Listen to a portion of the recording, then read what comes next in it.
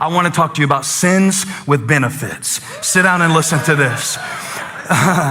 In verse 25, it says, he chose the reproach of God's people, or we could say he chose the inconvenience of purpose over the pleasure of sin. Anybody who says sin doesn't feel good didn't do it right. Amen. Everybody quotes this verse to talk about how sin runs out. But here's the thing I've learned about, we could call it Egypt. We could call it the place where we go to have our needs met. If you do not appreciate and acknowledge the need that a sin is meeting, you won't know how to get that need met in God, and you will come right back to it. Now, I know how that sounds. Appreciate my sin. My sin killed Jesus. How can I appreciate my sin? I'm not talking about appreciating the consequence of it. I'm not talking about willfully rebelling against God. Even the apostle said, where sin increased, did grace that much more increase? But shall we continue in sin that grace may abound? God forbid. How shall we die in sin, live any longer to it? But is the message that we're preaching in churches really helping people get free? Quit sinning. Just put it on the church sign. Yeah? Quit sinning. Quit cussing. You know what? I would rather you keep cussing and not quit growing than thinking that the whole point of the Christian faith is behavior modification. I would rather you, now this may separate some of us, because some of us may be so addicted to the gospel message of quit sinning, quit sinning, quit sinning, quit. But today I want to talk to you about the sin of quitting. The sin of quitting. Did you know that quitting is a sin? I'm not telling you not to put your resume out. Maybe you do need another job. I'm not telling you to stay in an abusive relationship. That's foolish. I want you to be safe. But to quit on what God gave you to do and the deposit that he called you to guard is the greatest sin of all. And sometimes I've had to keep crying while refusing to quit. Sometimes I've had to keep wrestling. We have an epidemic in our world today. It is the epidemic of quitters. Quick quitters. There is no value in what is lasting. The priority is what is seen. So we will quit something to appear knowledgeable rather than staying and becoming wise.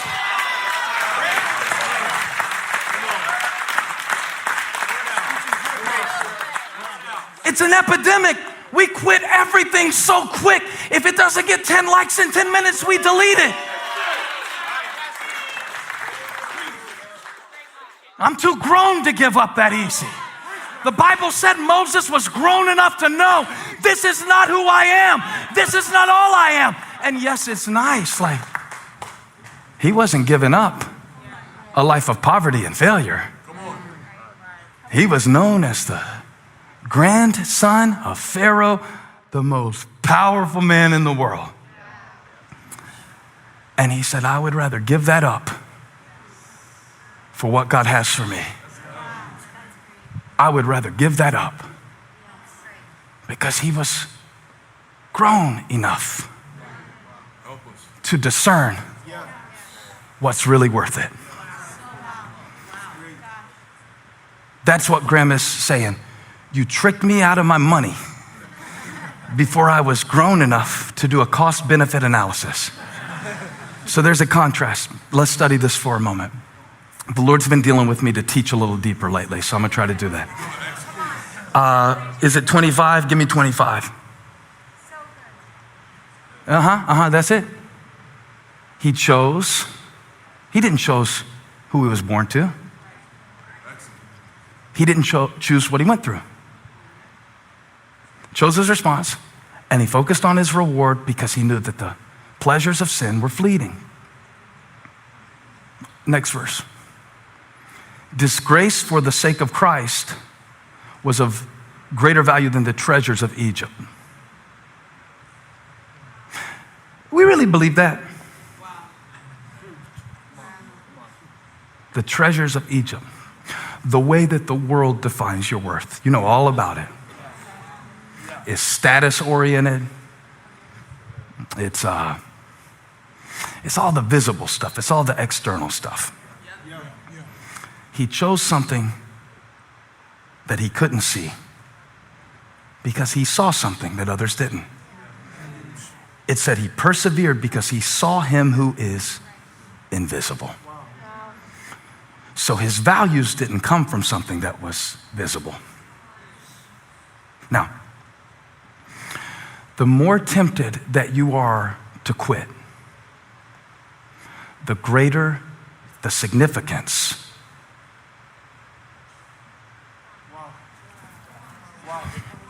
Nothing I ever did in my life of significance that I wasn't tempted to quit. Now, when I am tempted to quit on something that God gave me to steward, I realize that the temptation to quit is an indication of the significance. But see, a lot of us are addicted to quitting. You can talk about addicted to pills, addicted to porn, addicted to the bottle, addicted to this, addicted to that. What about the addiction that we have to quitting? I'll tell you what that looks like. In my 20s, I was reflecting on this with Holly the other day. I had this almost like mafia mentality with people in my life. And the way I operated was, and this will sound really weird to some of the people who I've been friends with for almost all my life, because I am a loyal person. But I went through a stage where, in my immaturity, at the first sign of conflict, I would quit a friendship. That was a protective mechanism. I believe it was something that I saw modeled many times. I believe that some of that has to do with just, like how my dad grew up and you see things, and I do believe that's part of it. I also believe that I was immature. And I believe that I was insecure. And so the moment that a friendship, I'm using this as an example, the moment that a friendship would have conflict associated with it, it was easier for me to quit or to flee from the friendship than to face what I needed to face. Many of us, the moment that a relationship starts getting really intimate, we quit getting closer. And we will even design drama in order to be a defense mechanism from us really having to push past the surface and really let someone see us. I was too insecure and too immature to know that the richness of intimacy is worth the willingness to push past the insecurity. And God is changing me now because I'm growing. I'm growing.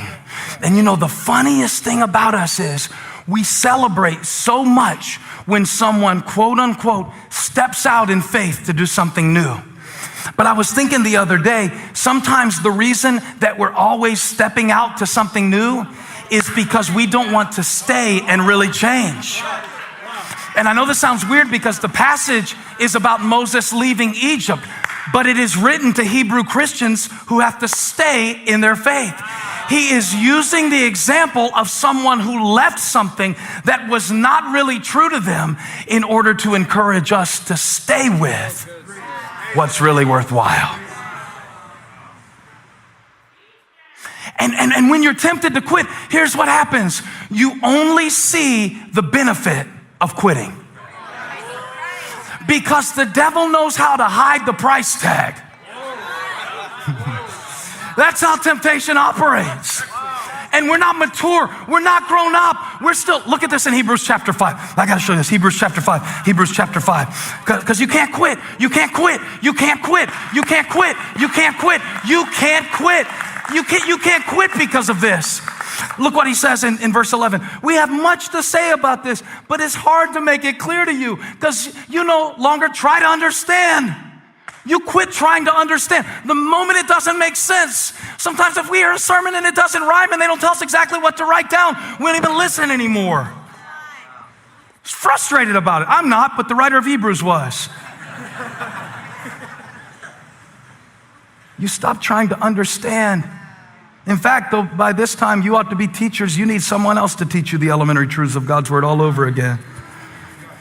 He said it, I didn't. You need milk, not solid food. Anyone who lives on milk, still being an infant, is not acquainted with the teaching about righteousness. But solid food is for the mature, watch this, who by constant use have trained themselves to distinguish good from evil. Constant use. You can't quit every time it doesn't make sense. And for the love of Paul McCartney, you can't quit every time you don't understand something. I don't know why I said Paul McCartney. His name popped in my mind. And that was a deep connection. I didn't follow it. I didn't either. But listen to me. He's talking about Moses, the infant that God protected, and how God protected certain things in your life in an infant stage because he saw potential for this moment. Don't quit before you get to see it. He persevered, Moses did, because he saw something that was not apparent to the naked eye. The treasures of Egypt. The benefits of sin. I know it sounds bad, but certain sins meet certain needs. Don't you love to judge people? I love it. I'm just being honest with you. I love judging others. It is the greatest escape from having to reflect on myself. It is amazing. I do not recommend it because it's got a surcharge. The surcharge is shame. It's the hidden expense. Now watch what the devil will do. He'll try to get you, he'll tempt you with something, right? I'm not just talking about tempting you with something that you heard about in youth group. I'm talking about the temptation to quit. The temptation to stop short of all that Christ has for you. And in that moment when you're tempted to quit, he highlights the benefit and hides the expense. Because if you quit showing up, if you quit trying, here's what you can expect to experience. Relief. But relief is not freedom. We don't know the difference. We don't know the difference. So we run around quitting everything that would change us, running from everything that would revolutionize us, and resisting everything that God sends to grow us. It feels like freedom.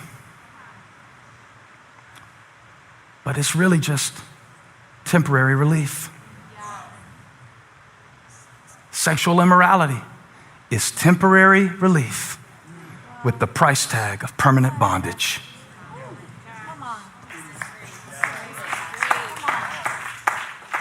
Gossip. Oh, that was a quiet one right there.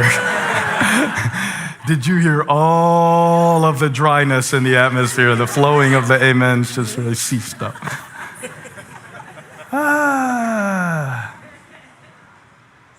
The immediate vacation from having to deal with yourself. What Moses did, he had the ability, even though he didn't do it perfectly. Y'all, he murdered a man. And God called it faith. God does not frame our mistakes like we frame our mistakes. And the process of maturity is learning to get from your father what you used to get from Pharaoh.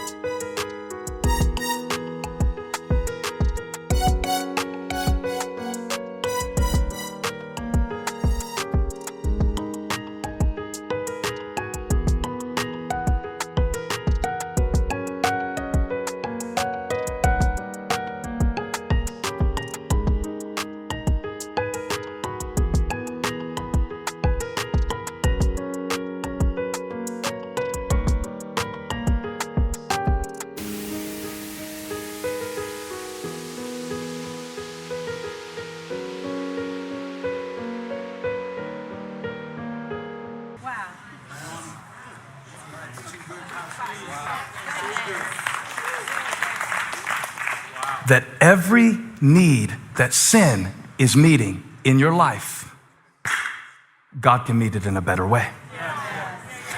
That every need that manipulation is meeting in your life, God can meet it in a better way.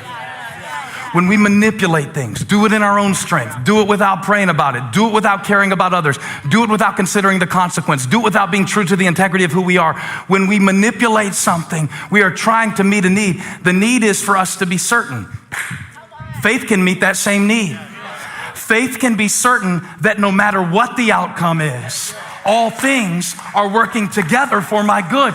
So I don't have to control anything. I can trust God in everything. And Moses chose, and you have a decision to make. Will I be identified with what I've known? Will I be known as where I came from? Or will I, in this moment of my life, in this seat, he was 40 when he got there, but you don't have to be 40. You can do it when you're 14. You might be 80, you can do it. If you make the decision in this moment, I will not be defined by my environment. I will not be defined by the events that happened to me. He persevered because he saw.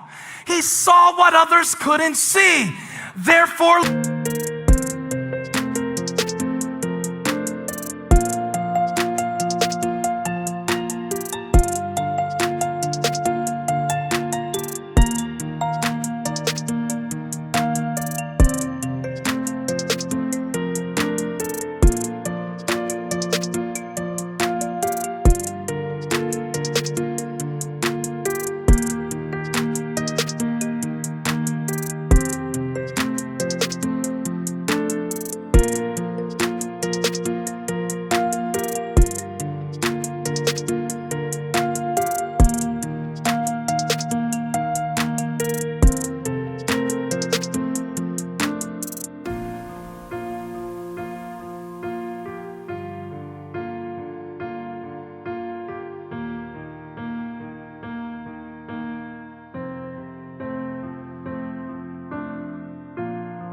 looking unto Jesus, who is the author and finisher of our faith, who despised the shame of the cross, but endured it for the joy set before him.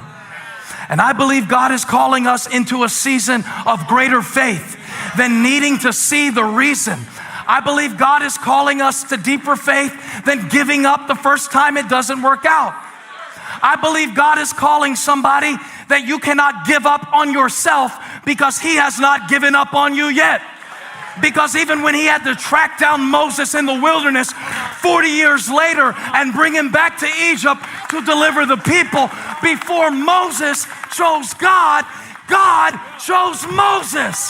So I don't think you get to quit. You don't get to quit. It's not an option. The blood bought you. The grace of God called you. There's a hand of God on your life.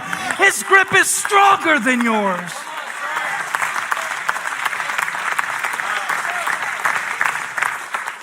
Too grown to give up. I've seen God do too much to give up. I've been too developed. He should have killed me when I was a little kid because I know too much about God to walk away now.